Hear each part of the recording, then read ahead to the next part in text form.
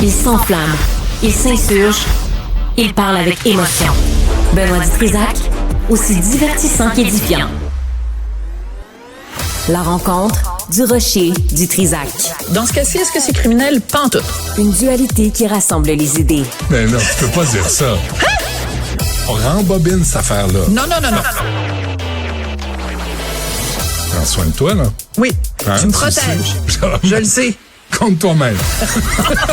La rencontre du Rocher du Trisac. Écoute, Benoît, quand Ouais. je parle. Sacramouille, Sophie, comment vas-tu? Ah, si tu penses que la carrière au complet de Benoît Dutrisac se résume à dire Sacramouille. sacramouille. Ben, non, je ne pense pas, je l'affirme. Tu l'affirmes, bon? Là, il est parti à la selle de bain. C'est des choses qui arrivent. Alors, je Quel prends... horrible jeu C'est de mots. effrayant. J'adore Alors, ça. je prends le relais. Ben Comment oui. vas-tu, Sophie? Ben, C'est moi, ça toujours va un plaisir. Très bien. Y es-tu vraiment absent? C'est Oui, trop oui. drôle. Ben, tant pis pour lui. C'est une autre joke. Mais tu sais qu'il y a une épidémie Ah, de tiens, gastro il en revient. ce moment. Hein? Là, il passe devant la caméra en plus. Mais là, c'était le tour de qui? Là? C'était ton tour à toi de faire ta chronique? Non, moi, c'est Non, c'est fait. fait. Moi, je suis supposé être parti, mais comme il a Je dit, je dois comprends. dérouler le rebord pour gagner, j'ai dit, je vais rester au cas parce que ça se peut que ça déroule longtemps. Rien gagné. Ça se peut! Il Hey, me la façon semblait. dont t'as Tout parlé, ça pour ça. t'as parlé comme François Legault. Hey, il serait bon pour imiter Hein? François Legault. Mon T'as Dieu. dit c'est comme ça au Québec! Là, il a confirmé qu'il revenait, lui. Hein? Oui. Et qui là ça, là. Legault? Alors, moi, je quitte. Merci d'avoir pris la relève. Écoute, Ah ouais? ça va être 100 piastres. Il n'y a pas de rebord à dérouler en passant. Excuse-moi. Attention, parce que si tu leur annonces que tu coûtes moins cher que du Trisac, ils risquent de te garder. Bon.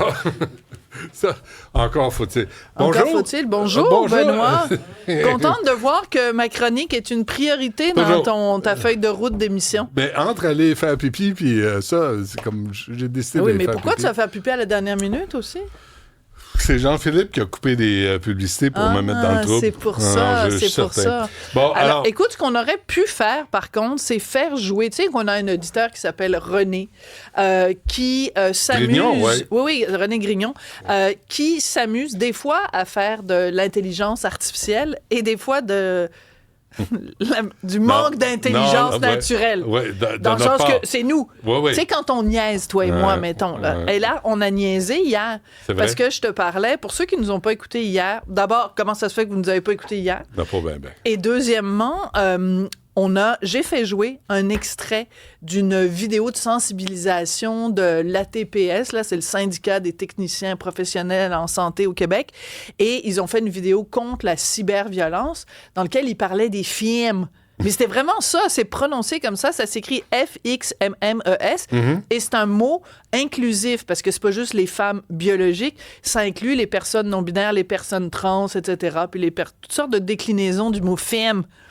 Alors, on a rigolé avec ça. Et René Grignon en a fait une chanson et je voulais te la faire jouer. Elle est vraiment drôle. Ah oui? Oui. Allons-y. Je veux te parler d'un nouveau mot. Oui. C'est FIM. F-X-M-M-E-S. Choubidou, j'aime les femmes, toutes les femmes, oui car les femmes, il n'y a rien de mieux qu'une femme qui t'aime, ça me rend heureux, heureux comme un roi. Il y a les femmes et il y a les FIM. Choubidou, FIM? FIM. Non. Oui. FIM. Ce n'est pas pour m'en moquer, c'est utilisé comme ça. Non. Oui. Non. Oui. F-X-M-M-E-S. Moi, je viens de vendre 5000 exemplaires de mon livre. À la veille d'appeler l'éditeur puis de dire on va changer le titre, ça va s'appeler Où sont les filles? Ah, pourquoi on coupe? C'était pas fini. Choubidou, j'aime les femmes, toutes les femmes, oui car les femmes. Toi, est-ce que t'aimerais qu'on te dise que t'es un nîmes? Un nîmes? Non, je suis pas un nîmes. T'es pas un nîmes? Non, pas un Mais nîmes. moi, je suis pas une femme. Mais je sais. Mais là, c'est comme ça, on va se mettre à parler du Mais nez, tu veux les être fine. affaires, les Mais tu veux être films. fine. Bon, c'est ben, important de l'écouter jusqu'au bout. L'album sort de René Grignon quelque part en 2025. C'est drôle. Merci, René, C'est drôle oui. quand même. Ben Les oui. films. Les femmes. Ouais, mais ça a inspiré, là. Tu vois comment c'est inspirant? De notre rencontre. Non, pas vraiment notre rencontre. C'est le sujet-là. C'est le sujet-là. Bon, je voulais te parler d'un autre sujet complètement. Écoute, tu le sais, j'ai déjà participé à une télé-réalité. Je le sais. Sortez-moi d'ici. Je l'ai vu. Voilà. Et donc, depuis ce temps-là, je suis plus sensible à ce genre-là, qui est un genre peut-être auquel je ne m'intéressais pas beaucoup avant. Et donc, je donne la chance aux coureurs. À chaque fois qu'il y a une nouvelle télé-réalité, je dis, je vais au moins écouter le premier épisode. Puis quand j'ai su qu'à TVA, il y avait Ma mère, ton père, qui est une télé-réalité où des gens plus âgés, des gens de plus de 40 ans qui cherchent l'amour, qui cherchent l'âme sœur, sont mis ensemble dans une maison et sont observés en secret par leurs propres enfants. Je me disais, bon, c'est un concept intéressant. Je vais écouter le premier épisode pour pouvoir en parler, faire une entrevue avec Nathalie Simard qui anime. J'ai été accro, Benoît. Accro à cette série-là. Je l'ai regardée au complet. Je suis obsédée par cette série-là. Le dernier épisode a été présenté hier. Et la raison pour laquelle j'ai été accro à cette série-là, c'est que tu as donc les parents qui, eux, cherchent l'amour et sont dans une maison avec des candidats potentiels. Et tu as les enfants qui les écoutent. Puis je vais essayer de te raconter ça sans pleurer parce que j'ai pleuré beaucoup en regardant... Oui, Benoît. Ah, oui? Oui, Benoît. C'est extrêmement touchant. Quand tu m'appelles par mon nom, ça va mal. Ben quoi, tu veux quand même que je t'appelle du Trisac? Ben, des fois, oui. Des fois, Martineau, je l'appelle Martineau. Je le sais, Ouais. quand ça va pas bien. Non, tout le temps. C'est vrai? Oui, quand je bon? parle de lui à une autre personne, je dis « Hey, l'autre jour, Martineau, il a fait ça. OK. » Bon, revenons à nos moutons. C'est extrêmement touchant parce que tu as les enfants qui observent leurs parents qui sont dans cette situation-là. Il y a des caméras cachées qui observent les parents. Et là, tu as les jeunes qui font littéralement, Benoît, des déclarations d'amour à leurs parents. Quand leurs parents...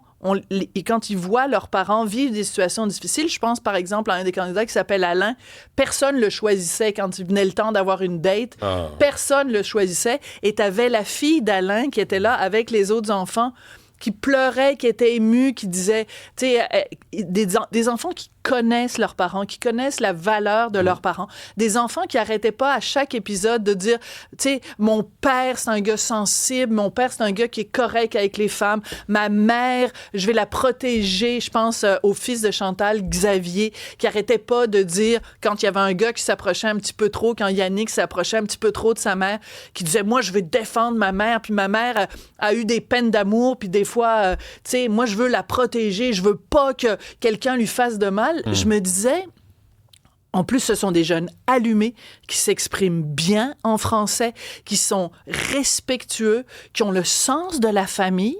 Je me disais, aïe, aïe, c'est pas une caricature de petit... Oui, c'est intéressant. J'ai adoré ça pour ça. Et contre toute attente, je me suis laissée embarquer là-dedans. Et je trouve ça très touchant parce qu'à la fin, le dernier épisode, hier, à la toute fin, il y a un grand souper avec tous les enfants d'eux et tous les parents et tout ça, et tous les couples qui se sont formés.